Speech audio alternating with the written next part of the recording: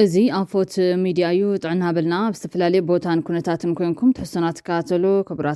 ክቡራንን ላይክ ሼር ሰብስክራይብ ምግባር ስለትከታተሉና ምስጋና ንዕዘዝ እዩ ናብ እዋናዊ ሓበሬታ ሰዓት ከነሰጋግረኩም ጊዜያዊ ምምሕዳር ትግራይ ዝተዋሃቡ ዕድልን ግዘን በአግባቡ ተጠቂሙ ጉዳይ ምምላስ ተመዛበልትን ስደተኛታት ተጋሩን ቅድሚት ሰሪዑ ክሰርሕ ግባእ ክብል ጽላል ሲቪል ማሕበረሰብ ምዕራብ ትግራይ ጸዊዖም ኣብ ህልው ኩነታት ተዲቡ ጽላል ሲቪል ማሕበረሰብ ምዕራብ ትግራይ ዘውፅኦ መግለጺ ሓድሽ ጊዜያዊ ምምሕዳር ትግራይ ኣብ ዘርግሖ ትልሚ ስራሕ ኣብ ጉዳይ ምምላስ ተመዛበልትን ስደተኛታት ተጋሩን ግልጽ ዝኾነ ተግባራዊ ትልሚ ኣየቐመጠን ክብል ናይፎም ብምዃኑ ጊዜያዊ ምምሕዳር ትግራይ ሕዚ እውን ዝተዋሃቡ ዕድልን ግዘን በአግባቡ ተጠቂሙ ቅድሚት ክስራሕ ዝግባእ ጉዳይ ምምላስ ተመዛበልትን ስደተኛ ታትን ተጋሩ ቀዳምነት ክወሃቦ ማሕበር ጸዊዖም ጸላትና ካብ መሬት ምዕራብ ትግራይ ብዝረኸብዎ ኢኮኖሚያውን ፖለቲካውን ፋይዳ ጥራሕ ዘይኮነስ ትግራይን ህዝባን እዚ ኸባቢ ብምሳኖም ዝኸሰርዎ መጠን እናለክዑ ኩሉ መዳያዊ ክፍኣተ ተግባሮም ኣጠናኺሮም ቀፂሎምሉ ኣለዉ ክብል ድማ ሓቢሮም ደጋዊ ተጽዕኖ ፌደራል መንግስትን መሻርክቶን ምስቲ ኣብ ትግራይ ጋጢሙ ዘሎ ክፍተት መሪሕነት ፖለቲካ ተደሚሩ ስቃይን መከራን ህዝብና ካብ ምግዳድ ሓሊፎም ኣብ ቀጻሊ መንነት ባህልን ቋንቋን ህዝብና ግልጽን እዋናውን ሓደጋ ውዲቑ ይርከብ ድማ ኢሉ ጽላል ሲቪል ማሕበረሰብ ምዕራብ ትግራይ ብምዃኑ ድማ ጊዜያዊ ምምሕዳር ትግራይ ፌደራል መንግስትን መሻርክቶን ኣብ ልዕሊ ህዝብን መሬትን ምዕራብ ትግራይ ዝኽተልዎ ዘሎ ጉጉይን ኣድላውን ከምኡውን ህዝቢ ምዕራብ ትግራይ ከም ህዝቢ ናይ ምብትታንን ምጽናትን ኣካይዳታት ብዘይወዓል ሕዳር ከስተኻኸሎም ሓላፍነት ወሲዱ ክሰርሕ ኣጥቢቕና ንሓትት ክብል ጽላል ሲቪል ማሕበረሰብ ምዕራብ ትግራይ ኣብ መግለጺኡ ሓቲቱሎም ብኻሊ ዜና ኢትዮጵያ ንልዕሊ 4 ኣዋርሕ ኣብ ቤት ማሕፉስ ዘጽንሐቶም ኣስታት 250 ኤርትራውያን ስደተኛታት ብሶኒ 29 ሚያዝያ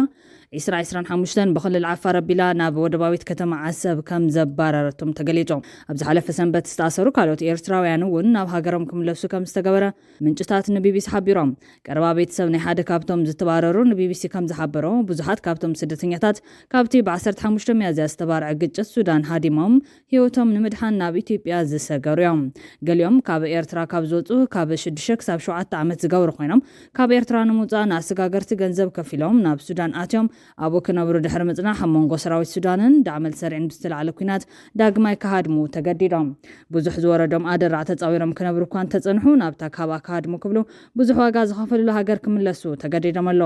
ኣዝማድ ናይቶም እሱራት ንሓለፍቲ ኣብያተ ማሰርቲ ኢትዮጵያ ብምልማንን መቐረቦም ንምፍታሕ ክፍሊት እኳ ተቐረቡን ኩሉ ጻዕርታቶም ክሰምር ከም ዘይከኣለ ይገልጾም ሓያሎ ስድራ ቤታት እቶም ዝተባረሩ ኣበይ ከም ዘለውን እንታይ ከም ዘጓነፎምን ስለ ዘይፈልጦም ኣብ ሻቁለት ወዲኦም ከም ዘሎ እዮም ዝሕብሮም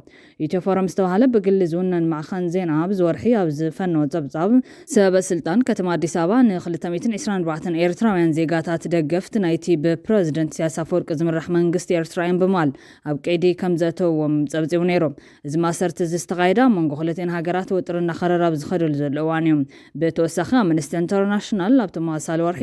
ኢትዮጵያ ውሽጢ 3 ኣዋርሕ ኣስታት 600 ኤርትራውያን ስደተኛታት ብሓይሊ ናብ ሃገሮም ከም ዝመለሰት ከሲሶም ኣብ ታሕሳስ 2024 ላዕለዋይ ኮሚሽነር ስደተኛታት ሕቡራት ሃገራት UNHCR ንሕቶታት ቢቢሲ ኣብ ዝሃቦ ምላሽ ብዛዕባ እቲ ዝካየድ ዘሎ ምስጓጉ ኤርትራውያን ኣፍልጦ ከም ዘሎ ብምሕባር ክምለሱ ዘይግባኦም ስደተኛታት ዝርከብዎም ከይኾኑ ዘሎ ስጋት ኣነጺሩ ነይሩ እዮም መንግስቲ ኢትዮጵያ ብ4 ታሕሳስ ኣስታት 300 ኤርትራውያን ብመንገዲ ቡሬ ናብ ሃገሮም ከም ዝጠረዞም ይግለጽ እቶም ብቡሬ ዝተባረሩ ንዝተፈላለዩ ኣዋርሕ ኣብ ኣብያተ ማሰርቲ ኢትዮጵያ ዝጸንሕዮም ክፍሊ ኢሚግሬሽንን ዜግነትን ኢትዮጵያ ብ13 ታሕሳስ ኣብ ዘውፅኦ መግለጺ ግን ኢትዮጵያ ኤርትራውያን ናብ ኤርትራ ሰጉጓ ዝብል ወረ ቁኑዕ ዘይምዃኑ ብምሕባር ብሓይሊ ዝመለሶም ኤርትራውያን ከም ዘየለዎ ገሊጹ ነይሮም እታ መንጎ ኢትዮጵያን ኤርትራን ንዓበይ ዝኸይድ ዘሎ ወጥሪ ኣብ ኢትዮጵያ ዕቁባን ዝደልዩ ኤርትራውያን ስደተኛታት ሓደገኛ ኩነታት ይፈጥር ከም ዘሎ ተጠባቂ ምስላት ተጠንቂቖም ኣብ ዝቐረበ እዋን ዝተፈጸመ ምብራር ብዛዕባ ድሕነትን ምስላትን ኤርትራውያን ስደተኛታት ኣብታ ሃገር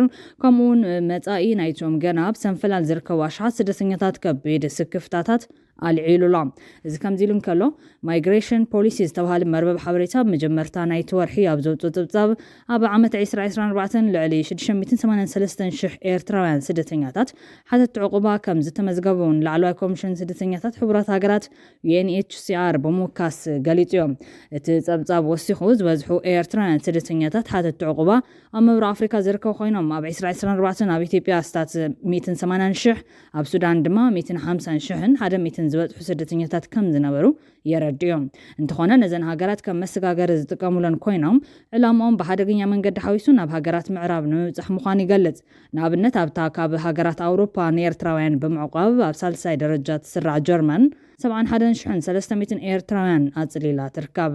ውሕስነት ዝደልዩ ኤርትራውያን ስደተኛታት ኣብ ዝሓለፈ ዓመታት ኣብተን ዝዳወውን ሃገራት ቀርኒ ኣፍሪካ ውሽጣዊ ግጭታት ስለ ዝተለዓለ ኣብ ከም ኢትዮጵያን ሱዳንን ብዙሕ ግዜ ዳግማይ ክሃድሙ ተቐሲቦምን ገሊኦም ድማ ናብታ ብዙሕ ዋጋ ከፊሎም ዝሃድሙላ ሃገሮም ክምለሱ ተገዲዶም ኣለዉ። ኣፎት ሚድያ ንሰዓት ዜና ብዘዋደዶ ካሊእ ሓበሬታት ተሰጋጊርና ኣንጻር ኢትዮጵያ ዘቕንዕ ስምዕ ከም ዝተኸተመ ተገሊጾም ፕረዚደንት ሱዳን ጀነራል አልቡርሃን ብሶኒን ኣብ ካይሮ ግብፂ መብፅሕ ኣካይድ ነይሮም ምስ ግብፃዊ መዘንኡ ድማ ንቀርኒ ኣፍሪካ ጉዳያት ከም ዝተዘራረቡ ምስ ግብፃዊ መዘንኡ ንቀርኒ ኣፍሪካ ዝምልከቱ ጉዳያት ከም ዝተዘራረቡ ቤት ጽሕፈት ፕረዚደንት ግብፂ ሓቢሩ እዮም። ዓብደልፋታሕ አልሲሲን ዓብደልፋታሕ አልቡርሃንን ኣብ ተፋሰስ ኣባይ ውሕስነት ማይ ብሓባር ንምርግጋጽ ከም ዝተዘራረቡ ተፈሊጡሎም መራሕቲ ክልቲአን ሃገራት ኣብ ዘውፅዎ ሓበራዊ መግለጺ ኣብ ብዛዕባ ዳግም ህንፀት ሱዳንን ድሕነት ማይን ከም ዝተዘራረቡ ሓቢሮም ድሕነት ማይ ንምሕላው ከም ዝተዘራረቡ ዝገለጸ ወሃቢ ቃል ፕረዚደንት ግብፂ ኣብ ማይ ሩባ ኒል ብሓደ ወገን ዝውሰደ ዝኾነ ይኹን ስጉምቲ ንቃወም ምባሎም ኣመልኪቶም ኣብ ተፋሰስ ኒል ሩባ ኣባይ ንዝርከባ ሃገራት ዝጠቅም ዓለም ለኻዊ ሕጊ ንኽኽበር ብሓባር ንምስራሕ እውን ኣብ ስምምዕ በፂሖም ኣብቲ ኢትዮጵያ ክትዛዝሙ ቀሪባ ዘላ ዓብዪ ግድብ ህዳሴ ንዓመታት ተቃውማ ከተስምዕ ዝፀንሐት ግብፂ ንህዝባዊ ሃገራት ኣንጻርቲ ኢትዮጵያ ናብ ቀይሕ ባሕሪ መእተዊ ንምርካብ ዘለዋ ባህጊ ደው ክብላ ተሓባበር ምህላዋ ይግለጽ እዩ። ግብፂ ኣብ ምምላእ ምፍናውን ማይ ግድብ ህዳሴ ኢትዮጵያ ብዝምልከት ሕጋውን ቀያድን ዝኾነ ስሉሳዊ ስምምዕ እንተዘይተፈሪሞ ኢትዮጵያ ነቲ ተሃንፁ ዘላ ግድብ ማይ ምምላእ ክትቀጽል ከም ዘይብላ ክትቃወም ጸኒሓ እያ። ኢትዮጵያ ብወገና ሰለስቴን ሃገራት ኣብ ሩባ ኣባይ ኣብ ዘለዎን ብፅሒት ማይ ክስማዕማዕ እንተኽኢለን ካብ ግድብ ህዳሴ ዝፍኖ መጠን ማይ ብዝምልከት ኣብ ቀያዲ ስምምዕ ምብጻሕ ከም ዝካል መርገፂያ ትገልጽ። ነቲ ግድብ ብዝምልከት ብመንጎኛታት ሕብረት ኣፍሪካ ክካየድ ፀንሐ ስሉሳዊ ዘተ ብዘይ ውፅኢት ከም ዝተበተነ ይፍለጥ እዩ። ኣብዚ ዓመት ክዛዘም ትፅቢት ዝግበረሉ ዓብዪ ግድብ ህዳሴ ኢትዮጵያ ብዝተወሰነ ሓይሊ ኤሌክትሪክ የፍሪ እኳ እንተሃለወ ግብፂ ግን ነቲ ግድብ ካብ ሩባ ኣባይ እትረኽቦ መጠን ማይ ከየጉድል ስክፍታ ክትገልጽ ፀኒሓ እያ። ኣብ ዝሓለፈ ሰሙን ግብፅን ጅቡትን ምሕደራን ፀጥታን ቀይሕ ባሕርን ወሽመጥ ዓደንን ብሕታዊ ሓላፍነት ናይተን ብማይ ዝዳወባ ሃገራት ምዃኑ ኣብ ስምምዕ ምብፅሐን ይዝካር። ኣብ ታሕሳስ ሚኒስተር ጉዳያት ወፃኢ ሶማልያ ኣሕመድ ሙዓሊም ፈኪ ናብ ግብፂ ኣብ ዝተጓዓዘሉ እዋን እውን መንግስቲ ግብፂ ተመሳሳሊ መርገፂ ከም ዘሎ ኣቃሊሕ ነይሩ። ሚኒስተር ጉዳያት ወፃኢ ግብፂ ባደር ዓብደላቲ ኣብ ዘስማዖ መደረ ንቀይሕ ባሕሪ ክጥቀማሉ ዘለወን ጎረባብቲ ሃገራት ጥራሕ ክኾና ከም ዘለዎንን ካሊእ ኣካል ናብ ቀይሕ ባሕሪ ክኣቱ ክፍቀደሉ ከም ዘይግባን ገሊፆም እዮም። ኣብ ዝሓለፈ መጋቢት ድማ ሚኒስተር ጉዳያት ወፃኢ ኤርትራ ዑስማን ሳልሕ ናብ ግብፂ ብምኻድ ምስ ፕረዚደንት አልሲሲ ተራኺቡ ነይሩ። ሽዑ ምሕደራን ድሕነትን ቀይሕ ባሕሪ ናይተን ጎረባብቲ ሃገራት ጥራሕ እዩ ኣብ ዝብል ከም ዝተስማዕምዑ ተገሊፆም። ኣብ ቤተ መንግስቲ ፕረዚደንት ግብፂ ዝተራኸቡ አልሲሲን አልቡርሃንን ክልታዊ ዝምድን ሃገራቶም ንምጥንኻር ዘትዮም ኣለዉ። ግብፂ ነታ ብኩናት ዝደቐቐት ሱዳን ዳግም ንምህናፅ ኣብ ዝግበር ፃዕሪ ከም ትሳተፍ ተገሊጹሎም። እቲ ኣብ መንጎ ክልቲኦም መራሕቲ ዝተኻየደ ዘተ ሰራዊት ሱዳን ርእሰ ከተማ ካርቱም ዳግም ሓዙ ስዒቡ ኣብ ዝረአ ዘሎ ምዕባለታት ዘተኮረ ምንባሩ ኣብያተ ጽሕፈት ፕረዚደንትታት ክልቲአን ሃገራት ኣብ ዘውፅዎ መግለጺ ኣመልኪቶም። አልቡርሃን ሃገሩ ምስ ግብፂ ዘለዋ ርክብ ታሪኻውን ሱር ዝሰደደን ስትራቴጂካዊ ከም ዝኾነ ምዝራቡ ኣብቲ መግለጺ ተጠቒሶም። አልሲሲ ብወገኑ ንምርግጋእ ሱዳንን ምሕያል ትካላት መንግስትን ደገፍ ከም ዝገብር ብምግላጽ ኣብ መስርሕ ዳግም ህንፀት ሃገር ከም ዝሳተፍ ኣፍሊጦም።